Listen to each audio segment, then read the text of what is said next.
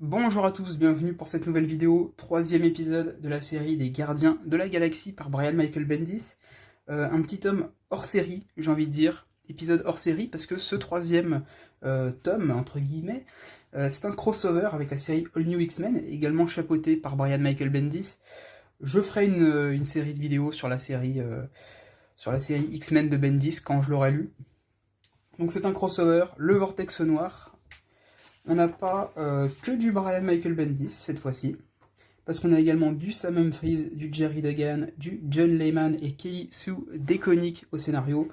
Pour le dessin, on a du Ed McGuinness, du Chris Anka, Valerio Chitti, Paco Medina, Andrea Sorrentino, Mike Ayou, David Baldeón, Javier Garron, David Lopez. Du beau monde, hein.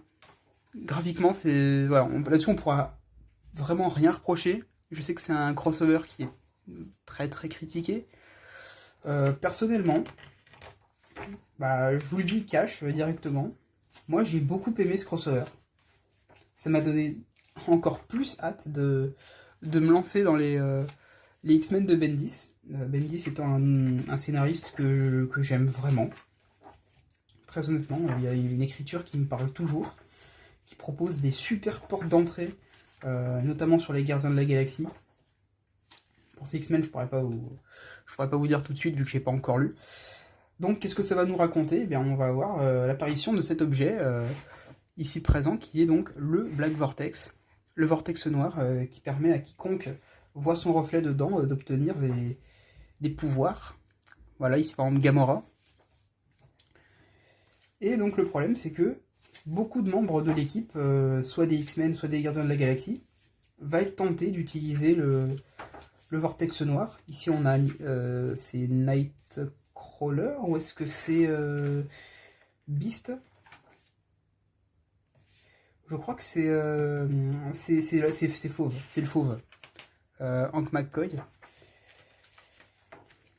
Et on a du coup de l'autre côté Jason, le père de Star-Lord, ainsi que Tain, qui veulent eux récupérer le Black Vortex.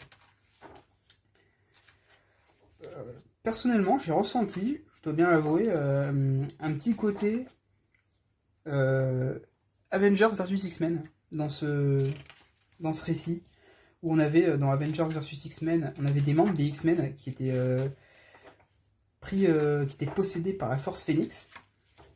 Je retrouve un petit peu ce côté-là avec ces personnages qui vont être possédés, on va dire, modifiés par le Vortex Noir. Je sais pas si ça a une incidence vraiment forte ou non sur ce qui a pu se passer dans la série X-Men.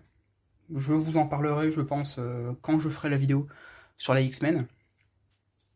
Et donc voilà, on a tous ces personnages qui vont qui ont le pouvoir du Vortex, y compris Gamora, donc, qui vont aller s'attaquer à la planète des Kree, si je dis pas de bêtises.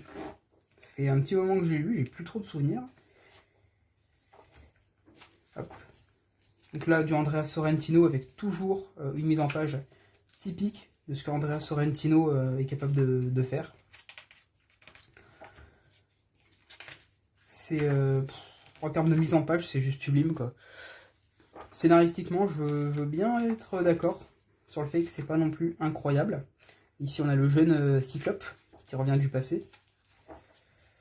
Mais la partie graphique, je la trouve personnellement irréprochable.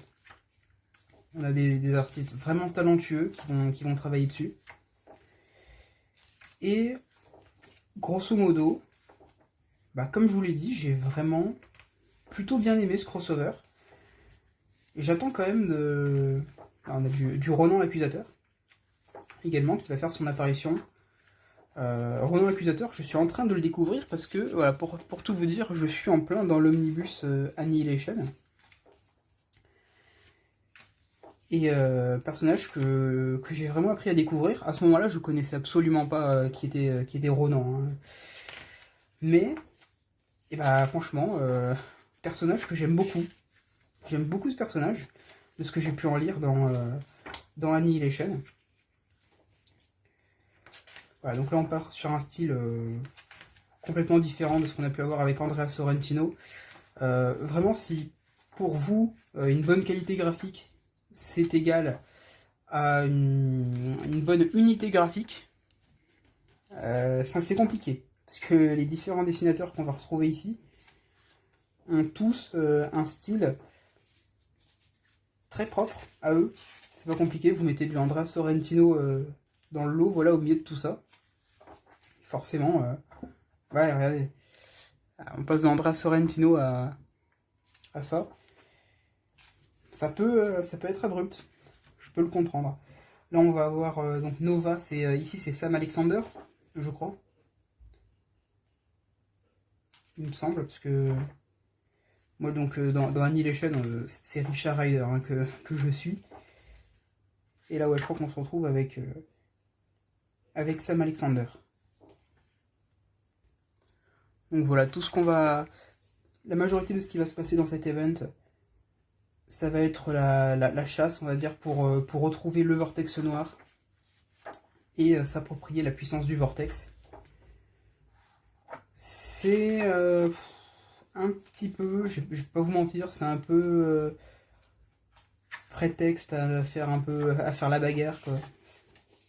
Plus qu'autre chose. Très vite, les équipes vont être séparées en différents groupes.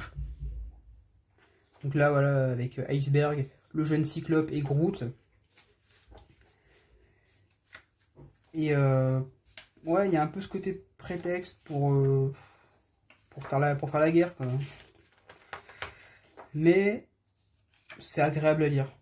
C'est agréable à lire, très honnêtement. Il y a d'autres personnages qui font leur apparition. On a du Captain Marvel, hein, qui pour l'instant, qui est pourtant ni dans les X-Men, ni dans les Gardiens de la Galaxie. Elle a fait un peu partie des Gardiens de la Galaxie, plutôt dans le run, ce qui justifie sa présence. Mais voilà, à la fin, au final, pas vraiment de conséquences. Tous ceux qui ont été possédés par le vortex noir vont rendre entre guillemets leur pouvoir et redevenir normaux, à part par une ou deux personnes. Mais en gros, ouais, c'est un crossover, mais qui a pas vraiment d'incidence. J'ai lu la suite des Gardiens de la Galaxie, et très honnêtement, ça n'a aucune conséquence sur la suite de la série. Ça, vous pouvez en être sûr. Donc, très clairement, vous pouvez passer, je pense, du tome 2 des Gardiens de la Galaxie au tome 4, tome 3, qui est du coup une relance, qui est le Nouvel Ordre Galactique, je crois que c'est comme ça qu'il s'appelle. J'adore cette cover. Vous aurez aucun souci de compréhension, puisque ce crossover-là, c'est histoire de faire un crossover entre les séries signées Bendis, mais en réalité, c'est assez dispensable, même si voilà, je l'ai lu par souci de complétisme. Donc moi j'espère que cette vidéo vous aura plu, n'hésitez pas à me dire dans les commentaires ce que vous avez pensé de ce crossover si vous l'avez lu. Et puis moi je vous dis à la prochaine, allez, ciao!